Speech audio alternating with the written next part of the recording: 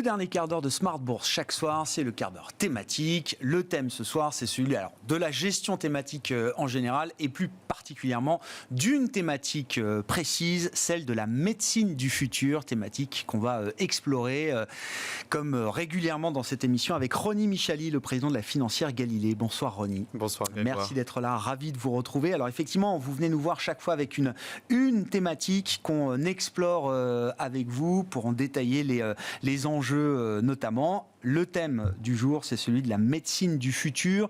Comment est-ce que vous définissez cette thématique? Et alors, quelle est l'analyse des fondamentaux de cette thématique que vous pouvez faire avec cet outil qu'on rappelle, qui est votre codex des thématiques, qui est une grille d'analyse qui vous permet justement de détailler l'analyse de ces grandes thématiques de marché?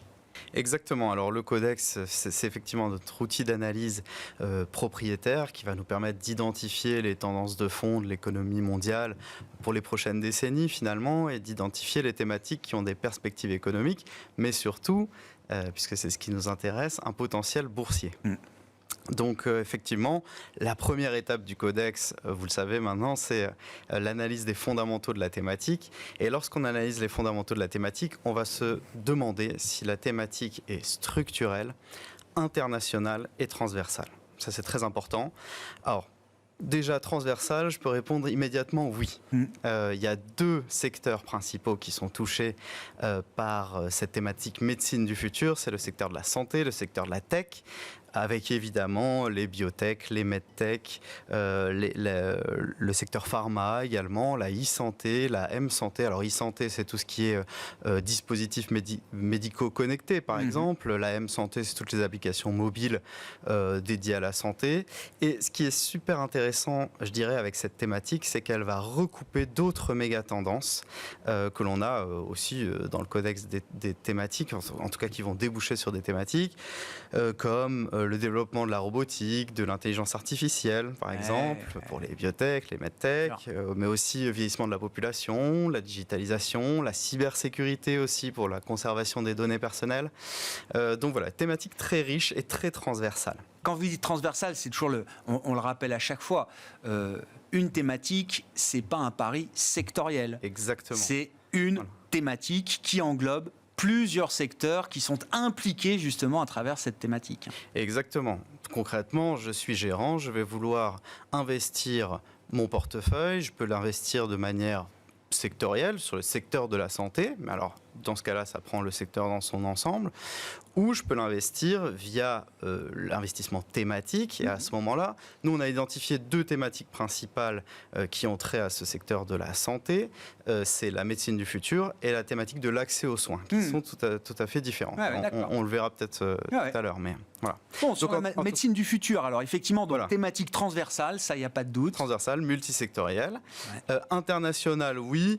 Alors, en fait, de manière encore plus accrue maintenant depuis la pandémie, puisque le monde a été plongé en fait dans cette situation qu'on a connue il y a quelques années, en même temps, finalement, un peu partout dans le monde, et nos échanges sont devenus virtuels d'un jour à l'autre, et y compris par exemple les consultations médicales. C'est l'explosion des téléconsultations partout dans le monde. Donc vraiment une thématique internationale, mais surtout c'est une thématique structurelle. C'est ça qui est important. Et la médecine du futur, c'est une thématique qui est plus... Enfin, la médecine du futur, je dirais qu'elle est et qu'elle sera plus préventive finalement que curative. Ça, c'est très important. Et c'est là qu'on a identifié les trois facteurs structurels qui vont être à même de porter cette thématique dans le futur et qui sont que cette thématique, c'est une thématique, la médecine du futur, c'est une médecine personnalisée, c'est une médecine prédictive et c'est une médecine participative.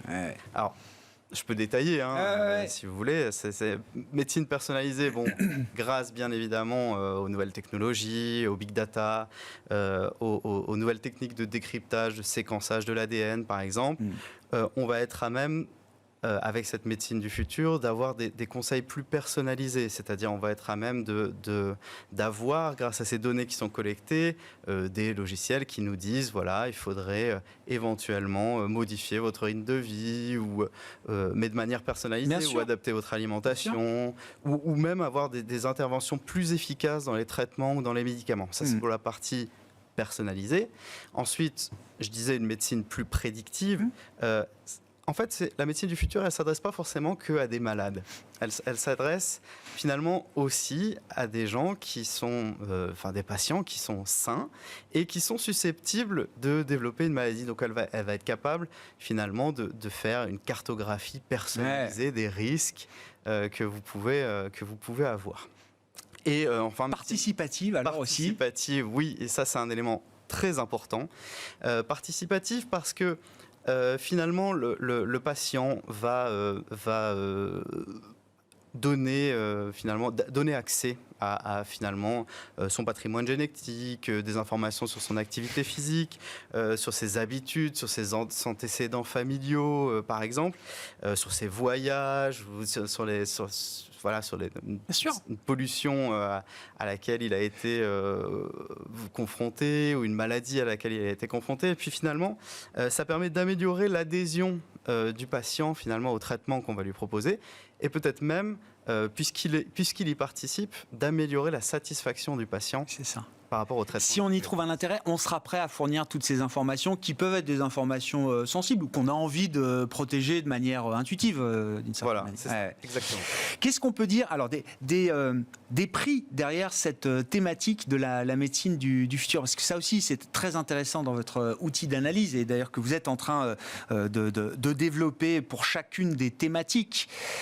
Vous mettez un prix sur ces thématiques. Alors, il y a un prix financier, et puis il y a aussi un prix extra-financier qu'il faut ajouter derrière la thématique de la médecine du futur en l'occurrence. Qu'est-ce qu'on peut dire de ce point de vue-là? Alors vous êtes venu avec un graphique, Ronnie, qui montre d'ailleurs qui sont vos indicateurs construits par vous, la financière Galilée, pour mesurer le prix derrière cette thématique de la médecine du futur. Exactement. Alors, on va avoir recours pour l'étude chiffrée de plus en plus finalement à nos fameux indicateurs thématiques propriétaires.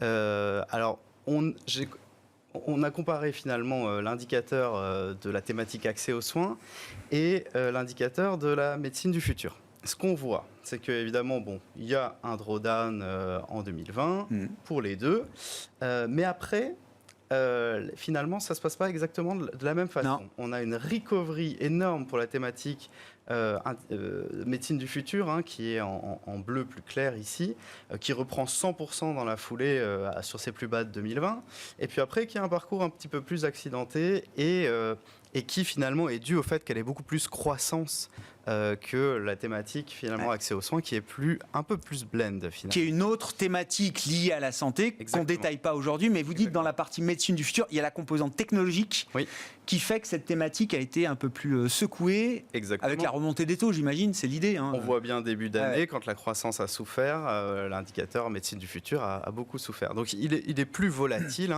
25 de vol sur l'année dernière pour la thématique médecine du futur, seulement 15 pour l'accès aux soins. On voit l'accès aux soins qui est en plus foncé a finalement un profil de recovery qui est plus similaire au MSCI World.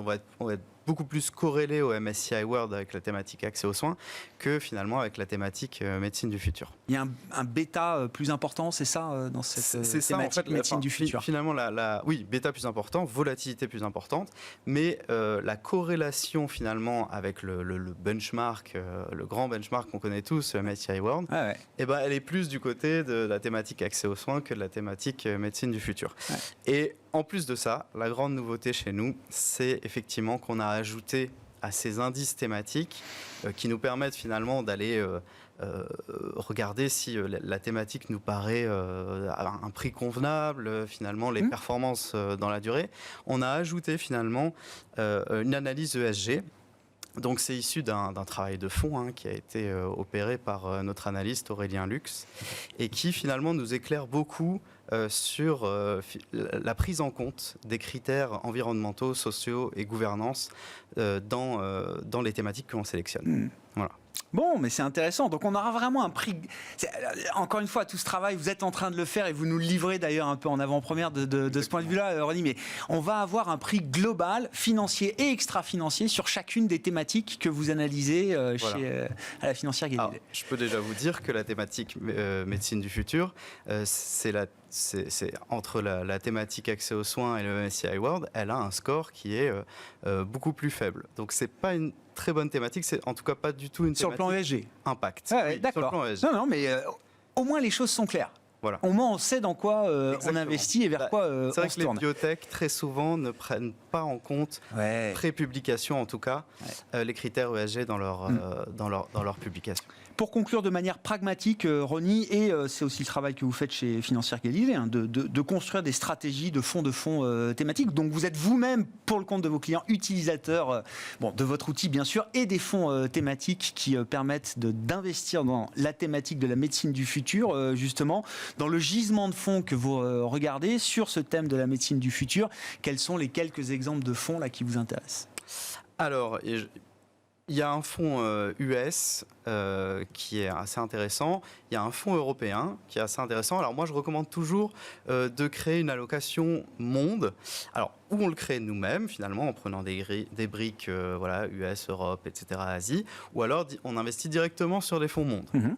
Donc, pour en revenir à mon fonds US, donc c'est un ETF, c'est iShares Evolve US Innovative Healthcare. Ouais. Donc très bonne performance dans la durée. Et surtout, depuis le début de l'année, il n'est que, entre guillemets, à moins 3%. Mmh. Donc voilà, si vous voulez encore plus impressionnant au niveau des performances, on a le Schroeder Healthcare Innovation qui lui est monde. Par exemple, en 2020, 42% de performance. Ouais. Voilà. Depuis le début de l'année 2022, on est plutôt à moins 7,50.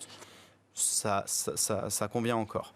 Et sur l'Europe, vous avez chez la financière d'Herbevel, Pluvalca Health Opportunities, qui est aussi assez intéressant. Par contre, depuis le début de l'année, lui, il est à moins 17.